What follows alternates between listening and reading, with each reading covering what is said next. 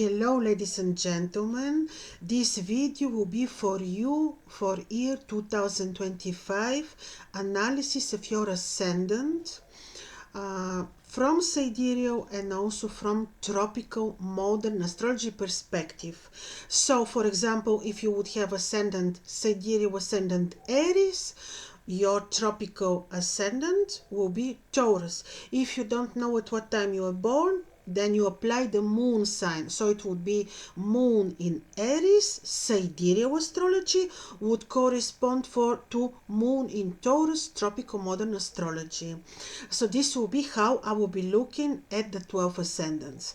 Also, why we look at the ascendants? Because this, according to the ancients, very ancient tradition, the Ascendant is the house of life. This is more important even than the lunar sign or than the solar sign. So we derive the horoscope first from your rising sign, from your ascendant. So this is how I will be looking at your ascendant and your future year 2025. And of course, what I will do is I will be looking at the most important transits. They are so very important for year 2025. And of course, we'll be looking at the eclipses. They are also very, very important because in year 2025, the lunar nodes change positions and also with themselves, they take the eclipses. Also, we're looking at a major conjunction of trans-Saturn planets and so on. So this will be a general analysis of your future for 2025. If you want to have very specific, very detailed reading with me, which will include primary directions, which will include the method of Time Lords techniques, which will include progressed horoscopes and solar revolution, then you may like to book a personal reading with me. And for year 2025, you can find a reading with a discount, which is valid for the month of December and also January. So if you want to have discounted reading, detailed analysis of your future and of your natal horoscope, you may book such reading with me. So let's hear now your ascendant, description of your ascendant and the future of 2025 for you. Hello ladies and gentlemen, with sidereal ascendant Taurus, sidereal or moon in Taurus, rising sign, or if you're following the modern tropical astrology, this will be Gemini. Now for you, the year will be of course very interesting. You already feel it, and this is because on 18th of June of 2024, Uranus left Aries, which is your 12th house, and entered your rising sign, your ascendant. So Uranus will be 7 years in Taurus, and I made a detailed video on Uranus in Taurus, when we know that Uranus is the lord of change and a very spiritual lord who actually is illustrating the divine mind, divine wisdom. We already know that this will be amazing experience for you also in the year 2025. Also, as we speak now, Jupiter is also on your ascendant. Jupiter will leave your ascendant on 19th of May of 2025. He will leave your ascendant and will enter your second house, Gemini. So until 19th of May, you will have two amazing planetary lords. This is Uranus and Jupiter. They form conjunction of change and many opportunities, also financial, by the way. So Uranus is the lord of change, and you already are experiencing amazing change process related to your perceptions, to your goals, to your everything. Also career-wise, certainly Uranus is very important for you because he's ruling your 10th house. So many changes he will represent. I also want to you see, to a bit speak about his influence on your 7th house, because Uranus, while he will be on your ascendant, he will make opposition to your 7th house. Probably you know, in astrology the 7th house is the house of marriage, relationships, also agreements, also business entrepreneurship, for example. It would say that when he makes opposition to these areas of your life, changes there are also possible. Therefore, in romantic sense, in your private life, you may need to be diplomatic, you may need to be more intuitive, forgiving maybe, and also careful when it comes to agreements, new businesses, because Uranus on your ascendant makes aspect to the 7th house, and he can mean many changes in the areas which I just mentioned to you. Another very important situation, of course, is Saturn. Saturn now, as we speak, is on your midheaven, and as we speak, he's forming a square to Uranus on your ascendant and to Jupiter, and this automatically is a recipe for change, especially related to your occupation, highest goals. On 6th of April, Saturn is leaving your 10th house. And it will be very interesting, because when he leaves, he will be invisible, and you will feel the change more after 30th of April, because then Saturn, so he enters your 11th house on 6th of April, but he will be invisible, so you will not feel so much his presence. But on 30th of April, he's becoming visible for the first time. So invisible planet works more on subtle levels. You will not really feel very strongly the presence of Saturn in Pisces. So on the 30th of April, you will start noticing the changes that he would mean. So let's see what is happening. On the 30th of April, Saturn will be conjoining Venus, conjoining Neptune and Mercury in your 11th house.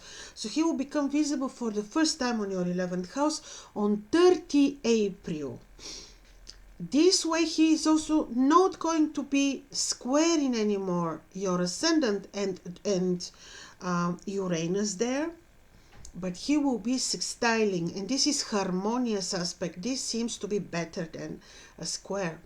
This will be very important for your money gains, because 11th house is representing the money which we generate from our work. 11th house is the house of your social circle.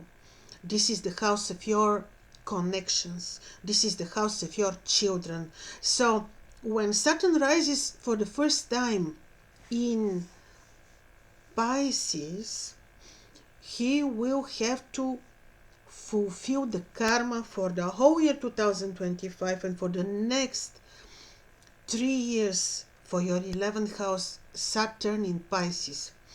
Saturn in Pisces is not very benevolent. In Pisces, he is peregrine. This means that he will be, the change that he will bring in your 11th house may be a little bit like, I want to give you example, like not always very direct, for example, because the Piscean energy can be very delicate, but can also be mysterious, can also be very subtle, can also be, you see, a little bit, can work as, you see it as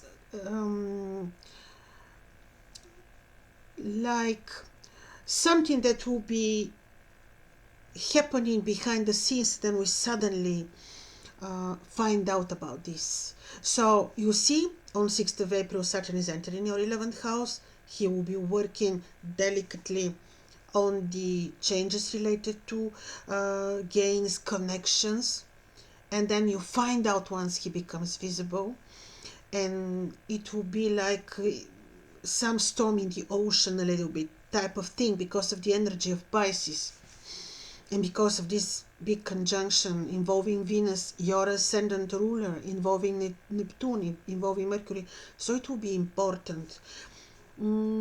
Of course, we cannot only analyze the horoscope based on transits. We need to see directions, which planetary ruler is ruling your life for the time being. But already as transits, this indicates important change for you, and also means that you may need to be quite attentive also with your children.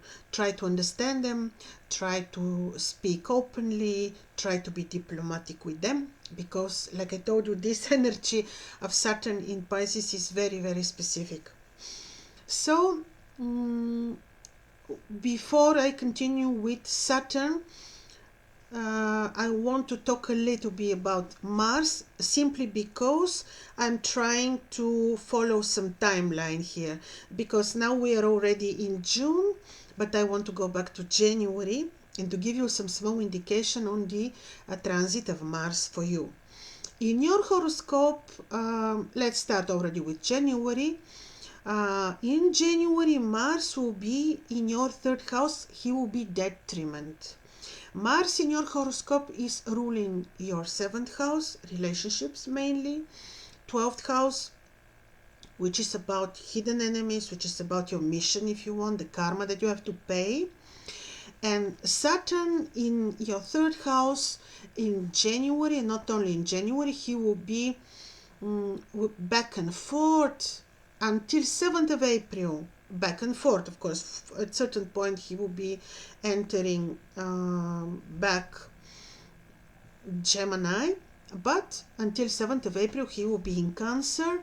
And when we know that he rules these two areas of your life, which is the 7th house and the 12th house, it means he's a little bit not very much supporting relationships and not so much supporting health, and he's a little bit, you need to be careful also for hidden enemies, and I will give you details and timelines.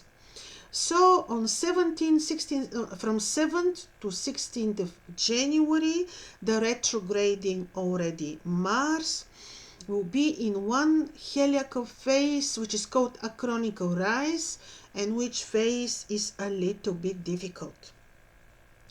He doesn't like to be in this phase, Mars in a chronicle rise. So during this time period, you may need to be a little bit more responsible for your health. If you have to travel, maybe you have to avoid it, or at least be very careful how you travel. You prepare very well your travel plans, and so when you will be negotiating, this is not a very good period of time too. Then on 17th of January, retrograding Mars is going into Gemini, and he's retrograding. And then on 24th of February, he is becoming direct. But the most interesting thing is where. So he is becoming direct in the 21st degrees of Gemini. This is the star Vega, the star of good people, angelic star. There is where he becomes visible, not visible, direct. I see this as a good thing. I see this as maybe involvement of new good people, good spirits in your work, in your communication, in your travel, in your study, knowledge. So this is very important. And then on 7th of April, he's back into Cancer, and this is the case until 8th of June. So until 8th of June, he's a little bit, in Cancer. Mars is not very happy. hard to predict. That's why I say be responsible for your health and be diplomatic with your partners in romantic but also business senses. Then we're already in June. On 14th of July, beautiful event, Mercury becomes visible. 14th of July in the 13 degree Gemini, and this is fine for your finances. Not so much supportive because Jupiter is, did I say Mercury? Not Jupiter, is not very powerful in Gemini, but still he will be supporting your finances. He will be squared by Saturn in Pisces, which would say that yes, financially he's supportive a little bit, but also it will say that you have to be very very structured, not impulsive when it comes to finances and financial decisions. On 12th of July, we have this very important Saturn Neptune both stationary conjunction in the 7th degree of Pisces. On this I will make special video. This is very important conjunction. 14 July, Neptune turns retrograde, and Pluto from Capricorn is creating aspect. So this is in sixth house. This is very important for you, for your study, for your knowledge, for your gains, new decisions, new direction, important new things for you. On 30 July, we have Virgo, Mars, which is your 5th house. Very good. This will be, you'll be driven to maybe to do creative study, maybe to to do some talented work as well. And then we have Neptune Saturn opposing Mars, and this is until 9th of August. This is timing of attention, to be careful, attentive with children in particular, to be also careful, especially with new projects, with creative activities, also with your connections and friendships. You may have some very interesting changes there. Also, some old friends will go, new will come, or you will see the true faces of people. It will be very interesting. On 25th of August, Mars is becoming invisible in the 20th degree Virgo.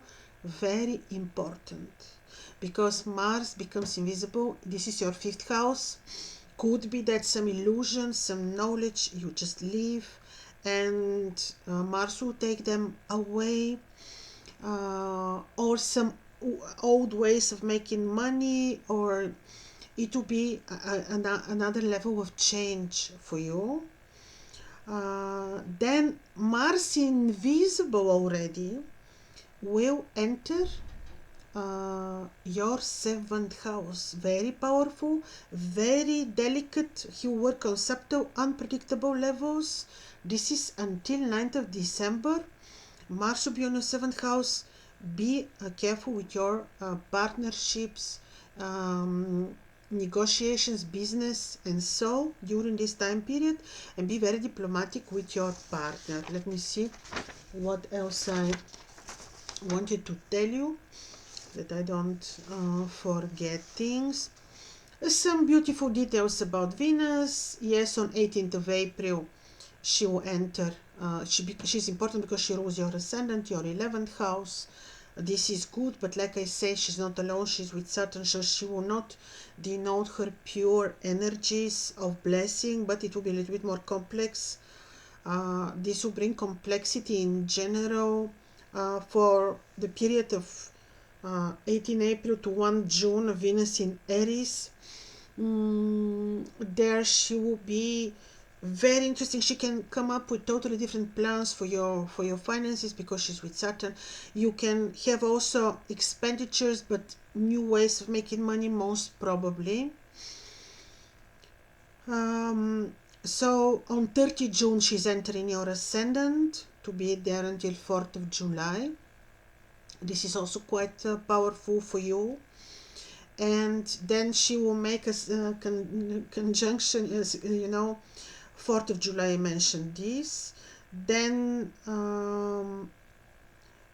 she will be making a conjunction with Uranus on your Ascendant and a sextile with Saturn and Neptune. This is big for your new plans, for maybe you can come up with totally different ideas for your work, for your business. It will be very, very interesting. And what is also interesting, on 3rd of November, Venus is entering Libra to support your health, to support maybe your career and work and so. A few words about the coming eclipses.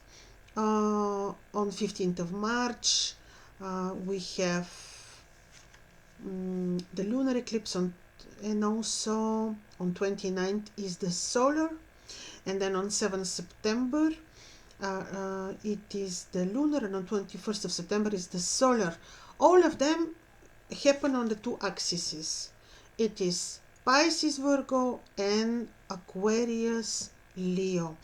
For you, this is axis of money and career. These are the areas which you undergo changes.